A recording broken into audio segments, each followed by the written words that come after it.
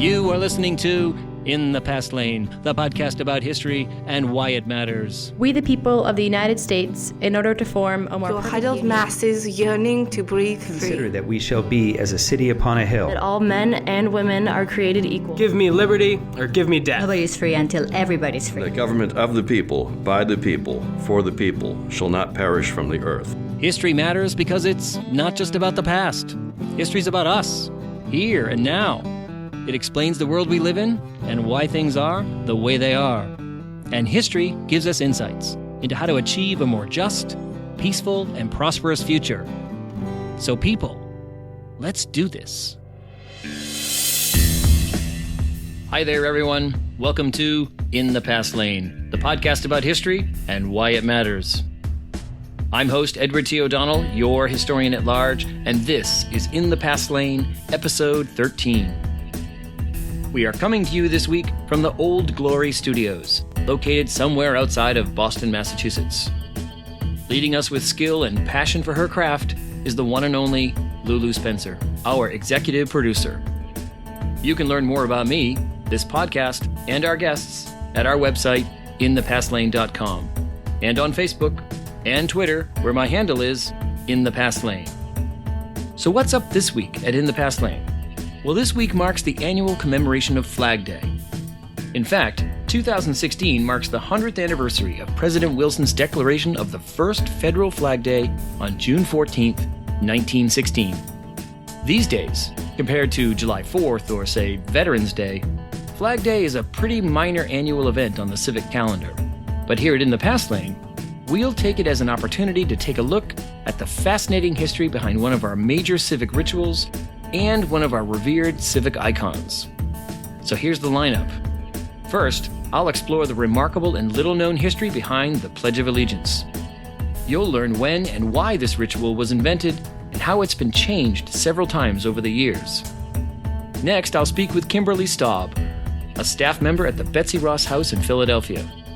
She'll tell us the fascinating story about the legend of Betsy Ross and the making of the original American flag, and how in recent years, the staff at the Betsy Ross House decided to pivot and tell a different story. Finally, in honor of the 100th anniversary of Flag Day, I'll drop some fun flag-related facts on you. Okay, people, finish up your business at the drive-thru window. Your journey in the Past Lane begins now.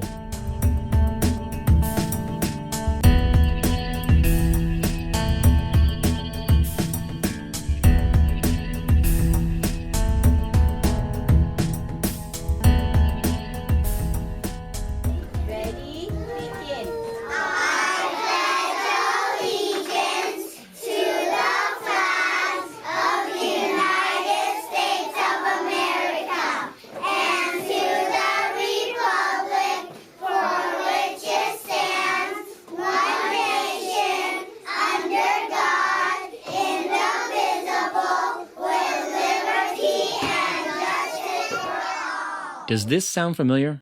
Does it bring back memories? It certainly does for me.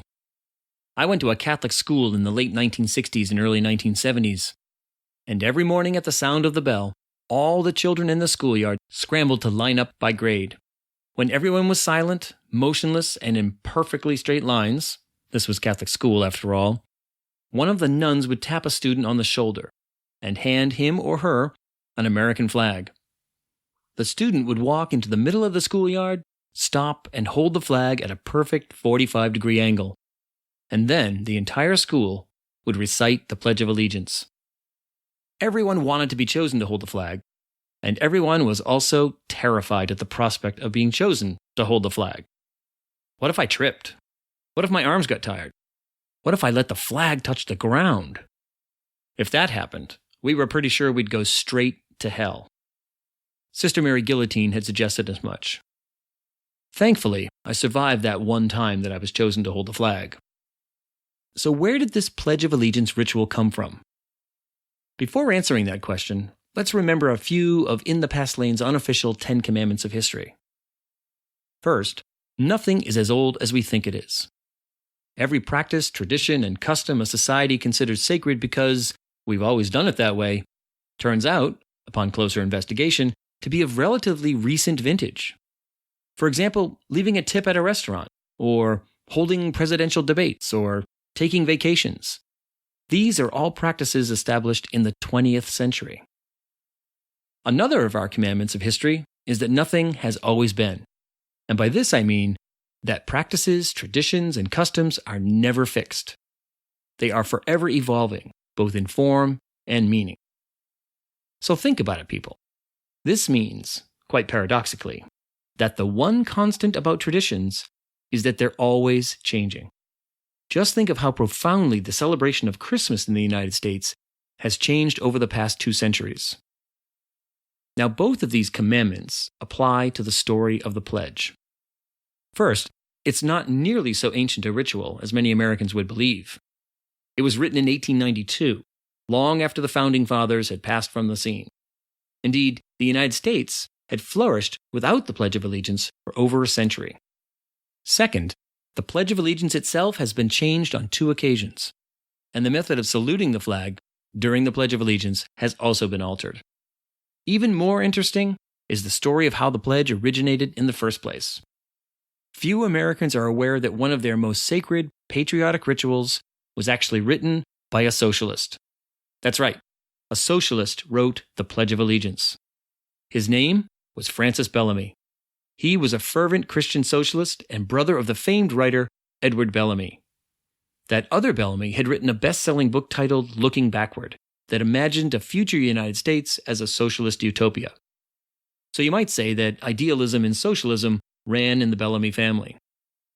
In any case, Francis Bellamy was commissioned to create the original Pledge of Allegiance by a popular magazine called The Youth's Companion.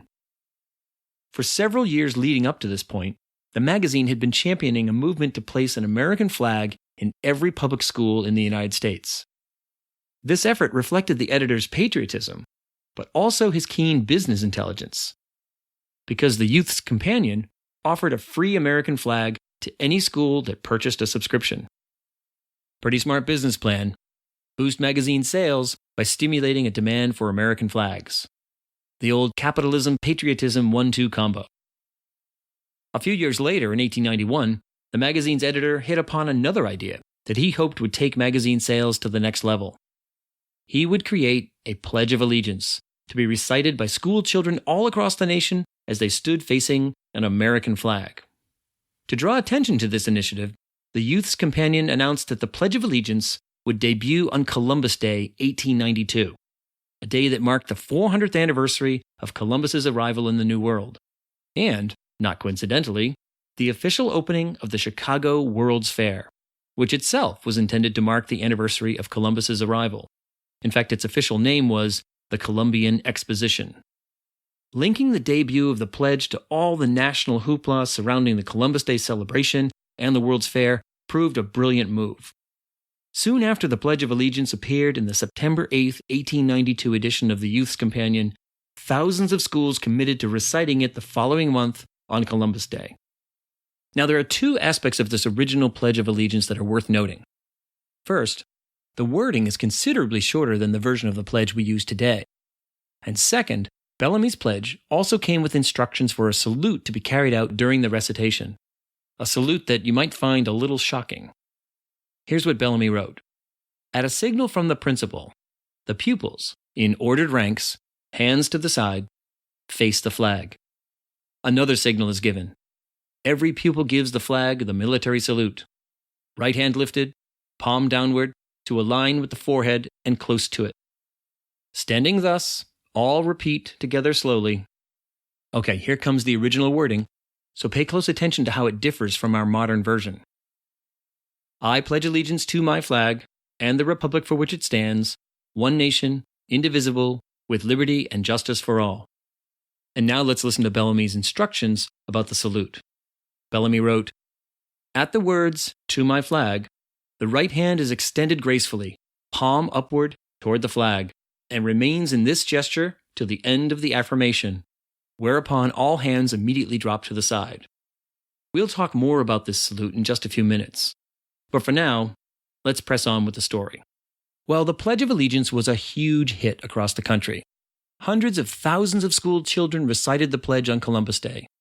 And in the weeks and months that followed, educators made recitation of the pledge a frequent ritual in schools across the country. Eventually, schools made recitation of the pledge a daily event. Civic and veterans organizations also adopted it, and before long, the pledge became a standard opening ritual at events like July 4th celebrations and graduations. So why did this Pledge of Allegiance become so popular? I mean, if you think about it, there's something a bit troubling about the idea of requiring freeborn citizens of a republic to declare their loyalty by reciting an official oath. I sometimes wonder what Jefferson or Washington or Franklin would have thought about a Pledge of Allegiance. My guess is that some of the founders would have been horrified by the notion, and so would have many Americans in the early days of the Republic. But, as we know, different times produce different values. So what changed in the late 19th century that led to the rapid adoption of the pledge as a revered civic ritual? One of the biggest factors was the deep and rising fear among native-born Americans over mass immigration. The numbers of immigrants coming to America surged in the 1880s and 1890s to record levels, and the great majority of these immigrants came not from Ireland, Germany, and Great Britain, as in decades past, but from Southern and Eastern Europe, Italians, Greeks, Poles, Jews, and so on. More and more, native-born Americans were becoming convinced that these new immigrants from Southern and Eastern Europe posed a great threat to the United States. They feared that the cultural, linguistic, and religious differences of these immigrants made them unassimilable. They also feared that these newcomers were prone to disease and poverty, making them a drain on American society. Native-born Americans also feared what they saw as a clear connection between immigrants and radical ideologies such as socialism, communism, and anarchism. The U.S. was experiencing its most intense and deadly period of labor-capital conflict at this time. Many Americans were convinced that much of this unrest stemmed from the introduction of dangerous, un-American ideas by immigrants. All of these fears were summed up in a statement by U.S. Commissioner of Immigration Frank P. Sargent. He wrote, "There is a growing sentiment that the United States should no longer be the dumping ground for the diseased and pauperized people of Europe. We do not need aliens who have no regard for morality and for law and order, whose mere presence is a menace to society." So, the immediate adoption of the Pledge of Allegiance, especially in public schools, reflected an effort to Americanize the urban immigrant masses by teaching them, in addition to the 3 R's, patriotism, loyalty, and respect for democracy and the law. By the way, it's no coincidence that Ellis Island, a facility dedicated to screening out immigrants deemed undesirable and dangerous, opened in 1892, the same year the Pledge of Allegiance debuted. And as we'll see in our second segment, this is also the time when the story of Betsy Ross and the American flag was gaining popularity. Well, immigrants kept on coming in ever-rising numbers after 1892. In 1907, for example, a record 1.3 million immigrants arrived. This steady stream of immigrants stoked native-born Americans' fears that many immigrants were radicals who refused to assimilate and who thus threatened the nation. These fears soared during and after World War I and led to the first alteration in the Pledge of Allegiance. In 1923, a patriotic organization called the National Flag Conference issued a call for the pledge's wording to be expanded. Remember, the original version went like this: "I pledge allegiance to my flag and the republic for which it stands, one nation indivisible with liberty and justice for all." The new version was a little more specific. "I pledge allegiance to the flag of the United States and to the republic for which it stands, one nation indivisible with liberty and justice for all." Did you catch the difference?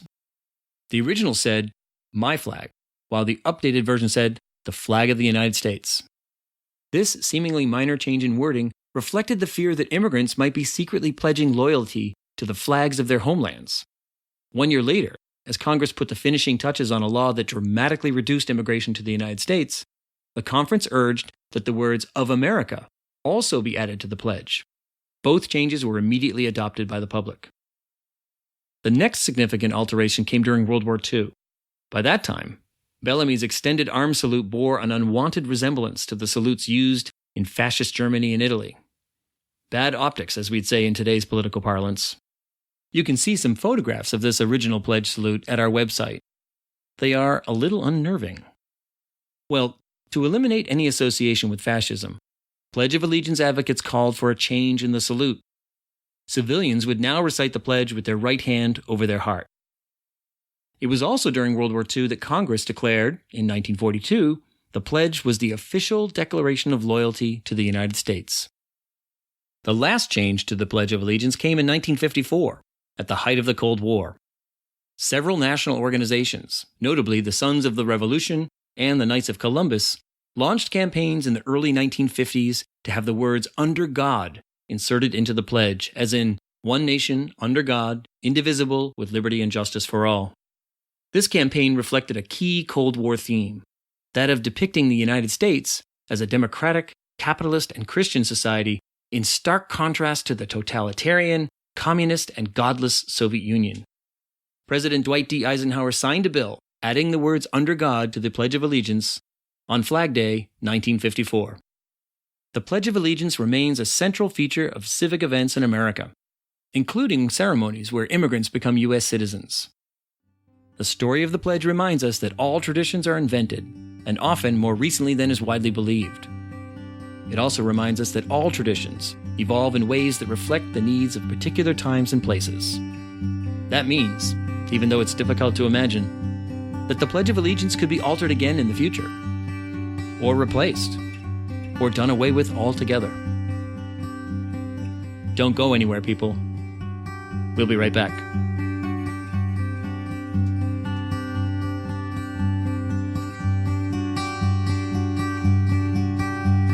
You are listening to In the Past Lane, the podcast about history and why it matters.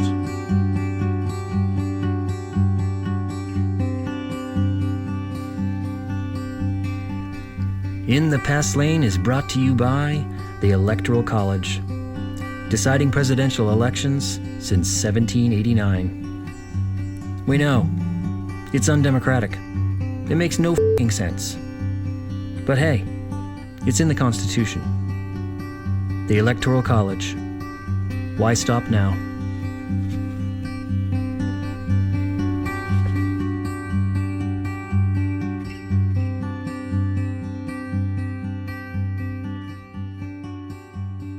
Okay, we're back. With me now is Kimberly Staub, the Collections and Exhibitions Manager at the Betsy Ross House in Philadelphia. Kimberly, welcome to In the Past Lane. Thank you. Thank you for having me. You're welcome. So tell me about Betsy Ross.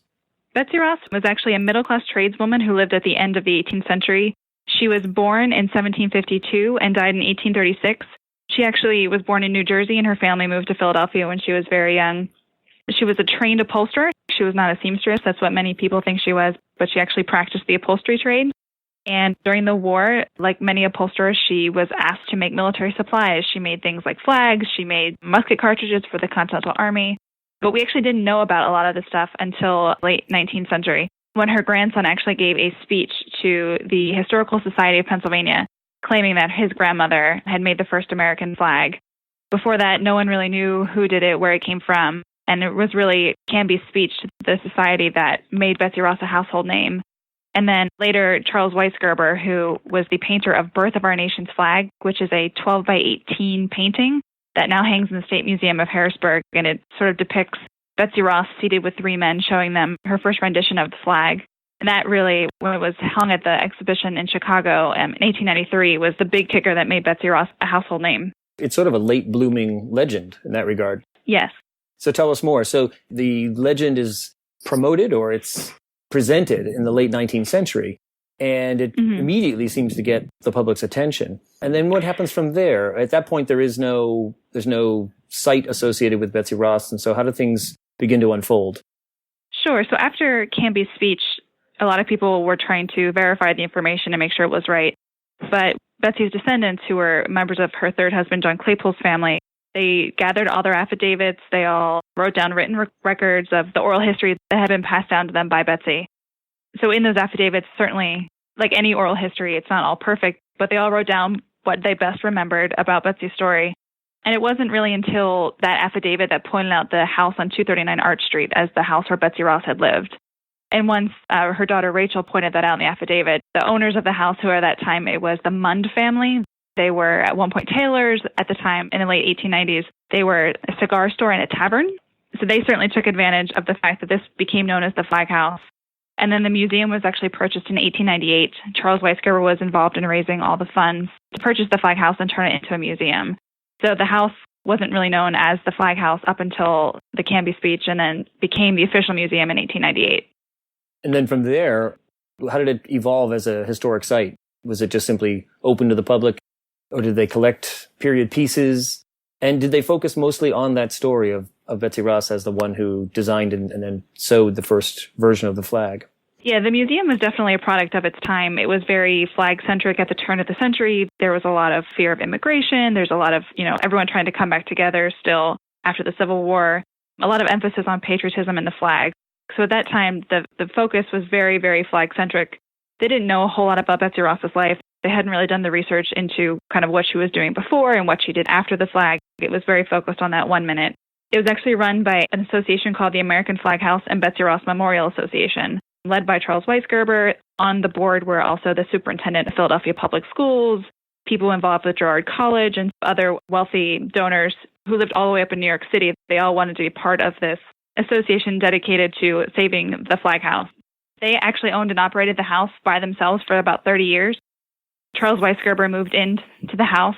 He lived on the second and third floor, while the first two rooms at the bottom, what we now interpret as the upholstery shop, which was a souvenir store, and the back, the flag room, was the parlor, as we call it now, where Betsy would have brought George Washington and her other guests the day they asked her to make the flag. From then, they actually tried to give it to the national government. They tried to give it to the city government, and the city kind of said no. The federal government wasn't involved very much in preservation at that time, so they said no as well.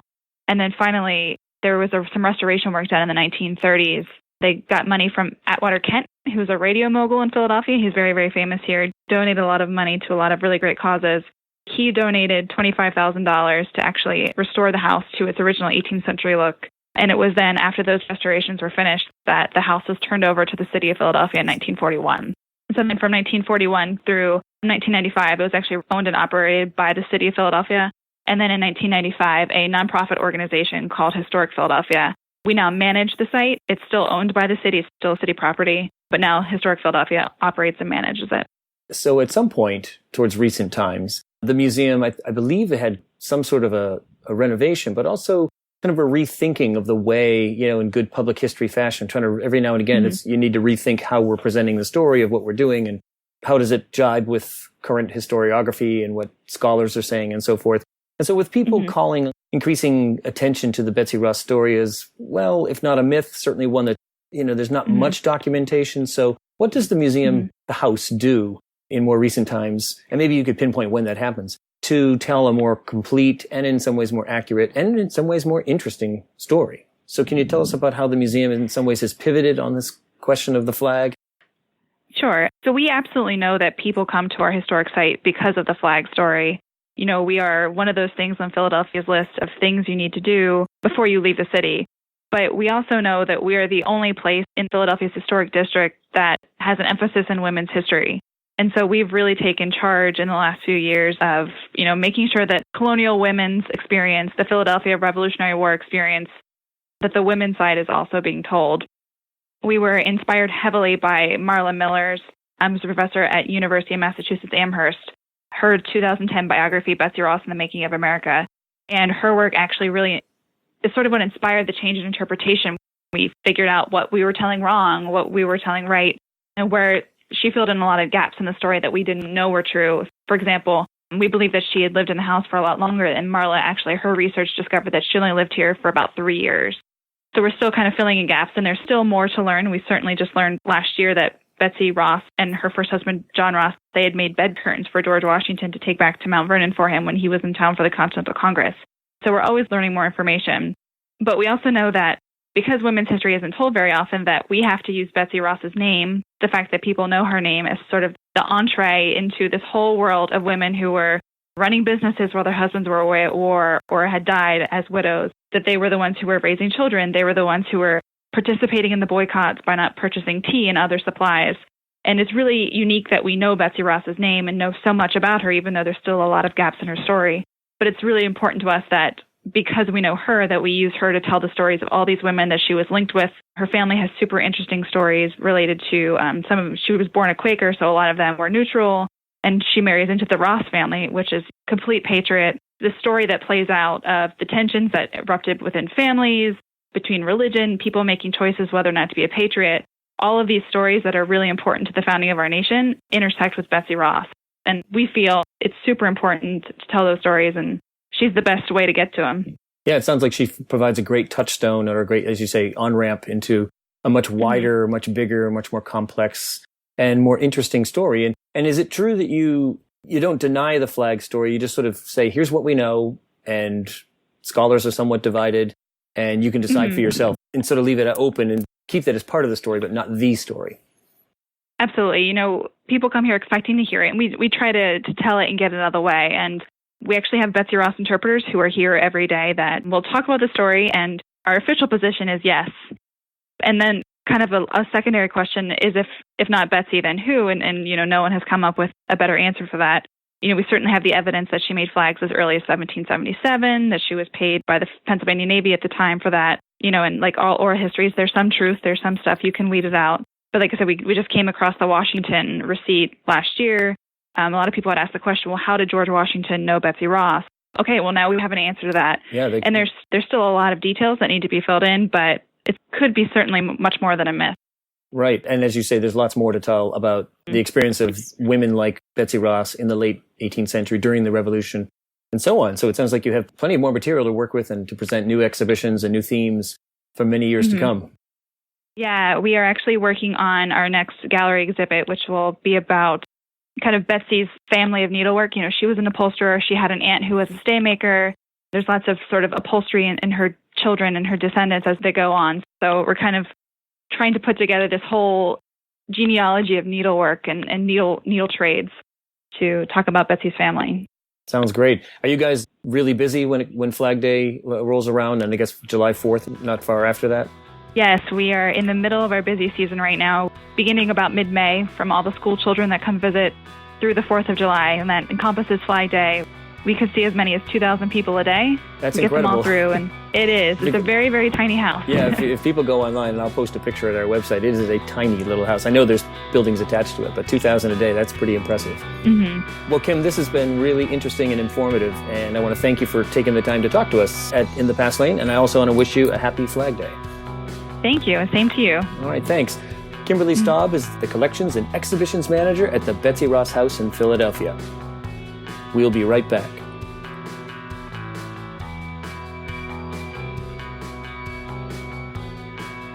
Hey Lulu, do you know why there are 13 stripes in the American flag?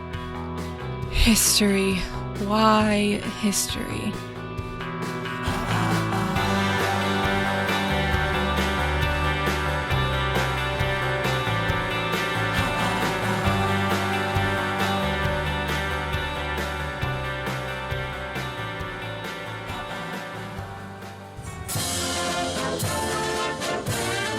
All right. I thought we'd close out this episode with some fun flag facts. So here goes. Fun fact number 1. Do the red, white, and blue colors of the American flag symbolize American sacrifice? You've probably heard many public officials, especially on July 4th and at other patriotic events, make claims about red symbolizing the blood sacrificed by brave soldiers and so on. Now, this is a beautiful metaphor, but there's no factual basis for it. Nobody back in 1777 said anything about what the colors stood for. Most likely, red, white, and blue were chosen because they were the colors of the first flag of the American colonies, a flag called the Continental Colors. And those colors, of course, came from England's Union Jack. All right, fun fact number 2. How long has Congress opened the day's business with a recitation of the Pledge of Allegiance? Since World War I? Nope. World War II? Negative. Certainly by the Cold War 1950s. Strike 3. It started in 1988. That's right, less than 3 decades ago. You might remember that the pledge became a political issue during the 1988 presidential election. Republican candidate George H.W. Bush criticized Democratic candidate Michael Dukakis for his veto of a bill, back when he was governor of Massachusetts, that mandated the reciting of the pledge in the state's public schools. In the middle of this controversy, the House of Representatives began to open each day's session with the Pledge of Allegiance. The Senate did not begin reciting the pledge each day until 1999. That's just 17 years ago. See what I mean about traditions? All right, fun fact number 3. Is it illegal to burn the American flag? The answer is not anymore. It was once illegal, but in 1989, the U.S. Supreme Court ruled in Texas v. Johnson that burning the flag is a form of speech that is protected by the First Amendment. Fun fact number 4, also involving the U.S. Supreme Court. What does the American flag have to do with religious liberty? Well, back in 1943, on Flag Day no less, the U.S. Supreme Court issued a ruling that upheld the right of Jehovah's Witnesses to refuse to say the Pledge of Allegiance in public schools. Now, that ruling proved incredibly controversial, especially since the United States was at war. But it established a very important principle in our modern reading of the First Amendment as it applies to religious liberty. And our final fun fact, number 5, every now and again we hear about granting Puerto Rico or Washington, D.C. statehood. Did you know that the federal government has already designed 5 flags for possible use in the future? Yep, they're flags with 51, 52, 53, 54, and 55 stars. I guess it's always good to be prepared.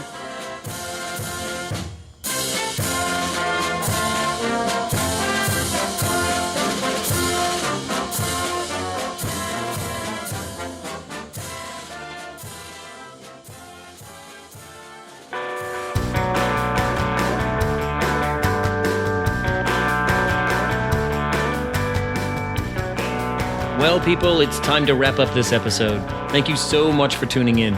We really appreciate it. If you like what you've heard, please leave a review at iTunes or wherever you access this podcast. We also want to hear from you, so please send us your comments, questions, and suggestions via Twitter and our Facebook page.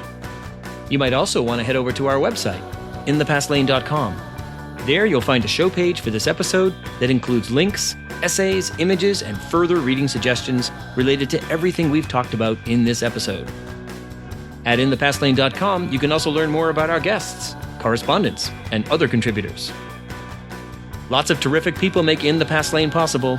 They include technical advisors Holly Hunt and Jesse Anderson, podcasting consultant Daryl Darnell of Pro Podcast Solutions, photographer John Buckingham, graphic designer Maggie Salucci, website by ERI Design, legal services provided by Tippecanoe and Tyler 2, social media via The Pony Express, risk assessment provided by Little Bighorn Associates, and growth strategies handled by 5440 or Fight.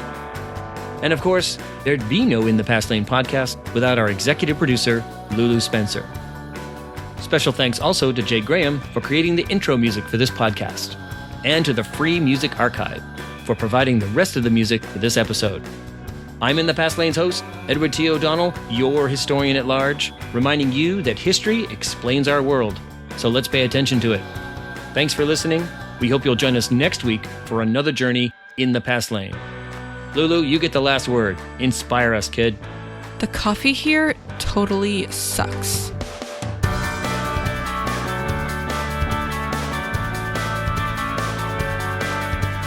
SBI, Snoring Beagle International.